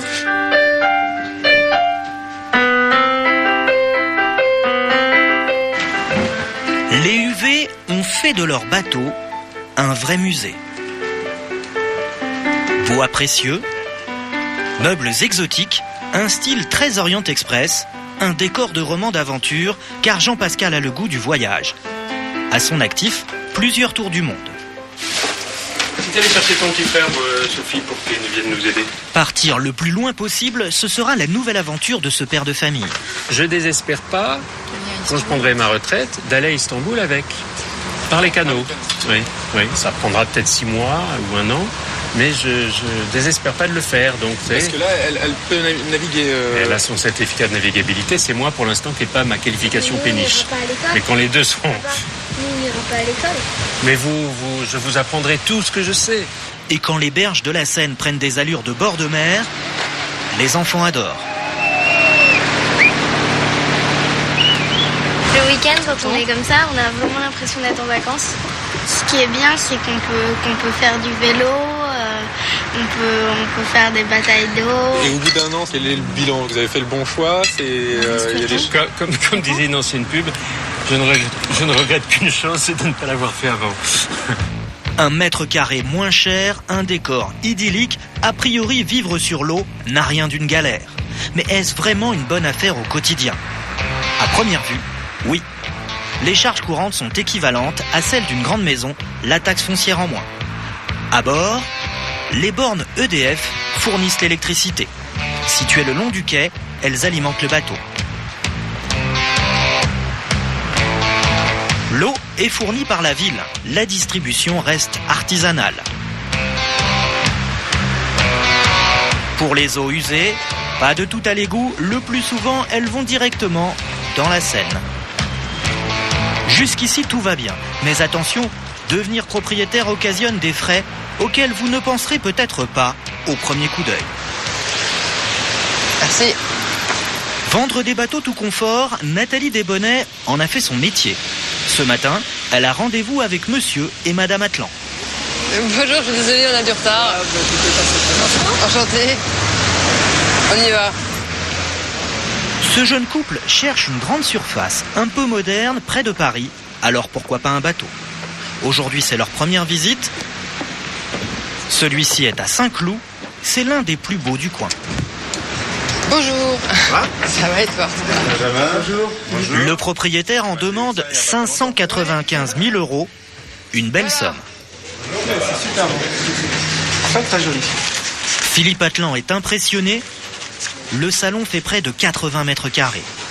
Là, on a précisément 25 mètres 34 de long sur 5,06 de large. Ouais, ça va le faire, je crois. Donc ici, on a une première partie. Là, on est sous le moteur, sur le moteur. Donc on a des trappes de visite pour voir ce qui se passe dans le moteur. Ah, exact. Parce que le bateau motorisé peut naviguer. C'est vrai qu'on a tendance à l'oublier. Donc là c'est une... C'est super ça, comme petit salon, je trouve. Avec la vue plongeante sur la Seine. C'est comme un appartement. On voit rarement la Seine d'un appartement. Oui, c'est vrai. D'aussi près en tout cas. De plus haut en tout cas. Ouais. C'est bien joli, mais Philippe Atlan se demande combien tout ce luxe va lui coûter en frais d'entretien. Car la loi oblige chaque propriétaire à surveiller l'étanchéité de la coque. Et ça, c'est pas donné. Ce sont des bateaux qui sont avec des rivets. Les rivets peuvent s'oxider au bout de 5 ans. Donc il est recommandé de sortir le bateau tous les 5 ans. Mais c'est obligatoire. Ils refont les rivets, ils les ressortent, ils les remettent. Oui. Ils s'assurent de l'étanchéité parfaite du bateau. Changer les rivets tous les 5 ans, c'est recommandé. En revanche, tous les 10 ans, la loi oblige à faire une vérification complète du bateau. Cela s'appelle une sortie d'eau. Et ce n'est pas gratuit. Il faut compter à peu près 15-16 000 francs le tout, entre le fait de le retirer de l'eau. Un peu plus. Un peu plus, oui. Une sortie d'eau, c'est plutôt 20-25 000 francs. 25 000 francs. Il y a un truc dans le coin pour le faire Il y a 2 chantiers à Villeneuve-la-Garenne. Au total, habiter sur un bateau coûte en moyenne 600 € de plus par mois que dans une maison. Car il faut aussi payer une redevance d'amarrage à l'État, autrement dit, un loyer mensuel pour avoir le droit de stationner. Au centre de Paris, c'est 800 € par mois. Dans cette marina, 400. L'emplacement, est-ce qu'on peut y rester indéfiniment ou est-ce qu'ils peuvent expulser, dire éventuellement... Rien n'est acquis parce que les berges appartiennent à l'État. C'est les voies navigables de France qui gèrent les berges et qui choisissent. Ils peuvent toujours, du jour au lendemain, vous dire, écoutez, j'ai envie de faire autre chose à cet endroit-là, donc vous partez. Ça, c'est de la théorie. En pratique, j'ai jamais vu ça se passer. Nous l'avons vérifié, les cas d'expulsion sont en effet rarissimes. Du coup, l'emplacement, même s'il ne vous appartiendra jamais, fait partie intégrante du prix de la péniche. On le constate en jetant un coup d'œil aux petites annonces. Une péniche amarrée dans le centre de Paris ou dans la très branchée île de la Jatte sera vendue 2 à 3 fois plus cher que si elle se trouve en grande banlieue. Une simple mention « quartier recherché » et les prix s'envolent. C'est que des emplacements, il n'y en a pas pour tout le monde. La demande explose et seules 5 places se libèrent chaque année en Île-de-France. Marc attend une place depuis 3 ans. Il a acheté cette péniche dans un port loin de Paris. Et l'aménagement terminé, il a fait comme beaucoup d'autres. Il a jeté l'ancre ici, dans ce coin calme de banlieue parisienne, sans aucune autorisation. Du coup, sa péniche lui a coûté moins cher, 150 000 € travaux compris. Une belle affaire, mais notre cas de sucre n'avait pas prévu qu'il allait devenir un hors-la-loi. Ah oui, vous avez reçu carrément un PV en fait. Voilà, ça m'a été notifié par un agent de la police municipale. Alors il me dit tout simplement, il est en stationnement non autorisé en rivière de Seine, sur le domaine public fluvial. En clair, son installation risque de lui coûter cher. Ça veut dire que je vais être convoqué au tribunal administratif de Paris et que je vais devoir me justifier. Et j'ai peu de chance, puisque c'est un article de loi, j'ai peu de chance de l'emporter, donc j'aurai une amende. Et pour éviter de payer 2 000 € d'amende et 100 € d'astreinte par jour, Marc et sa famille doivent partir, mais pour aller où ? Marc n'est pas un cas isolé. Des squatteurs, il y en a beaucoup le long des berges. 6 bateaux sur 10 seraient actuellement dans l'illégalité. Face à une telle situation, les autorités fluviales ont décidé de faire la chasse aux squats. Départ en mission pour les contrôleurs des VNF, les voies navigables de France. Attention à votre... Qu'est-ce qui se passe ce matin, Madame Petit-Lebrun ? Ce matin, on s'en va faire une tournée bateau et des contrôles de bateau-logement.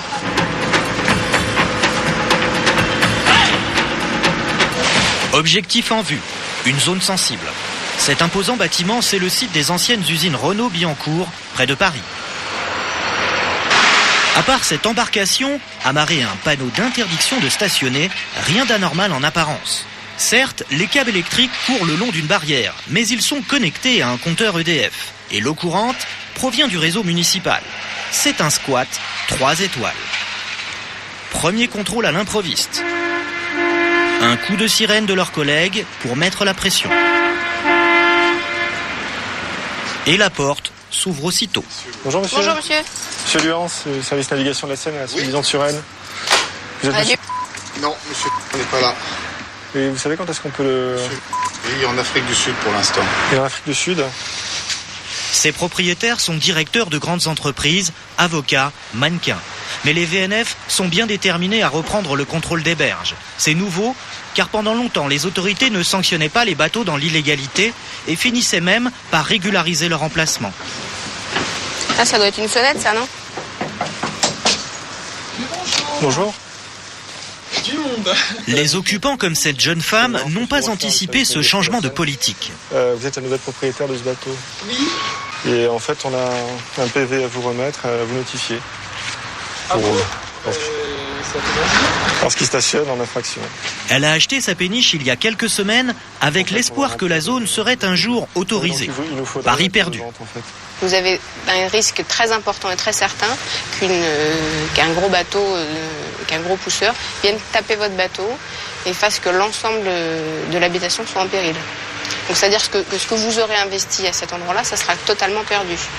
Résultat, elle risque une amende de 2 000 € plus une astreinte de 100 € par jour. Et même si l'emplacement n'est pas autorisé, elle devra quand même le payer. Donc tous les mois, vous paierez quand même pour cet endroit-là à peu près 300 € qui vous seront de toute façon demandés. Pour la suite, qu'est-ce que vous pensez faire là?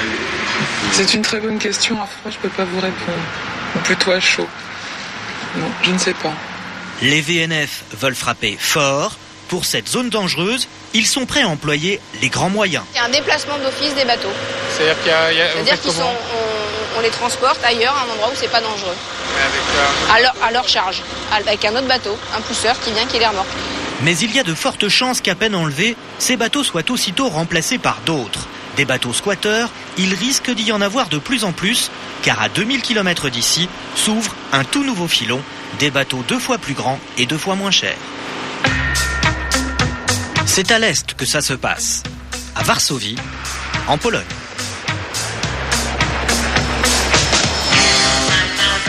Avec son associé polonais, Jeff a monté une petite affaire. Autrefois dans le cinéma, il était spécialiste des films des pays de l'Est. Il y a 4 mois, il s'est reconverti dans le commerce des bateaux, car il s'est rendu compte qu'ils étaient beaucoup moins chers qu'en France. Il en propose déjà plus d'une vingtaine à la vente.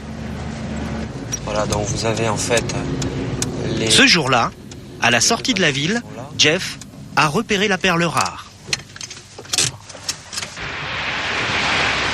C'est un bateau-hôtel construit dans les années 80. Ce mastodonte mesure 45 mètres par 7 sur 2 étages. Une bonne base pour une splendide habitation de plus de 400 mètres carrés. L'hôtel a fermé, mais l'établissement fait encore bar-restaurant. Et il n'y a pas foule. À l'intérieur, rien de très luxueux. C'est même franchement kitsch. Donc vous voyez, ce sont de très belles unités, chauffage central. Bon, le style est assez ancien, mais en fait ça demande une rénovation pas très importante pour en faire quelque chose d'intéressant. Des cabines comme celle-ci, il y en a une bonne quinzaine. Aucun intérêt pour un particulier, il va falloir tout refaire. Alors l'opération peut-elle être rentable ?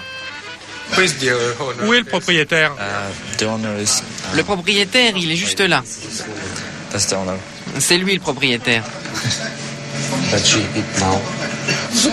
Des bateaux, j'en ai 3 au total, dont un autre comme celui-là.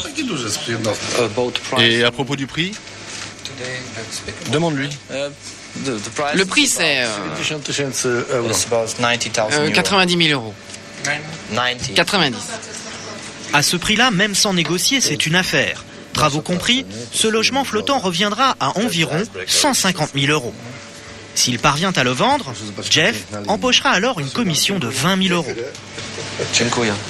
Et pour le convoyer en France, il a la solution.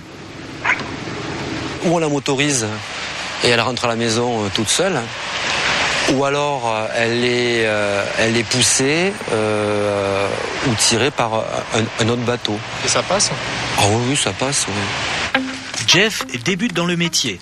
Mais déjà, son territoire ne se limite plus à la Pologne. Il commence à prospecter en Ukraine et en Russie. Le nouvel Eldorado serait là-bas. Dans 15 jours, vous retrouverez le premier numéro de Capital de la saison. Nous vous proposerons un document. Pendant tout l'été, nous avons filmé la vie quotidienne d'une station balnéaire sur la côte atlantique, la Tranche-sur-Mer. Vous verrez notamment comment une commune de 3000 habitants se transforme en une ville de 120 000 vacanciers. Cette émission est maintenant terminée. Nous l'avons préparée avec François Ducroux, Laurent Huberson, Jérôme Dindar, Thibaut de Barbérac, Emmanuel Leclerc et Pénélope Ponté. Si vous le souhaitez, vous pouvez bien entendu discuter entre vous des sujets de cette émission sur le site m6.fr. Tout de suite, secret d'actualité avec Laurent Delahousse. Bonsoir.